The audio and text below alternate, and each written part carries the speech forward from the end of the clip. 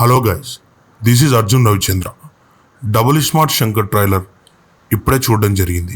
ఏం trailer cut అసలు, అది చాలా నీరసం వచ్చింది. Same type of teaser cut Liger అప్పుడు కూడా కట్ చేశారు. రామ్ స్లాంగ్ అండ్ తన వే ఆఫ్ డైలాగ్ మాడ్యూల్ తప్ప ఇంకేమీ అంత స్పెషల్గా అనిపించలేదు. పూరి గారు తన పాత ఫామ్లానే మళ్ళీ స్టార్ట్ చేసినట్టు అనిపించింది. అలీ గారి నచిమి క్యారెక్టర్ లాగే మళ్ళీ ఒక కొత్తగా కోతి వేషం వేయించారు. చూస్తుంటే అది బోల్తా పడేలాగే అనిపిస్తుంది. సంజయ్ దత్ గారిని చాలా వీక్గా చూపించారు అనేది ట్రైలర్లోనే తెలిసిపోతుంది.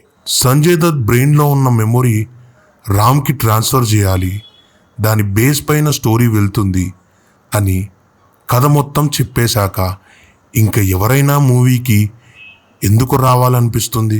అండ్ సాంగ్స్ కూడా మొత్తం ప్యారడీ లాగే అనిపించింది. పూరి గారు అట్లీస్ట్ ఈ మూవీతో కంబ్యాక్ ఇస్తారనుకున్నా, బట్ అగైన్ మీరు కింద పడిపోయేలాగే ఉన్నారు. కథలు ఇంతకు మించి రాయలేని స్థితిలో ఉండిపోయారేంటి boss?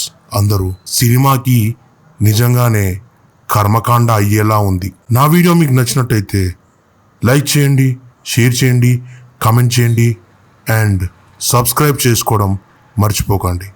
Do remember me Arjun Ravichandra.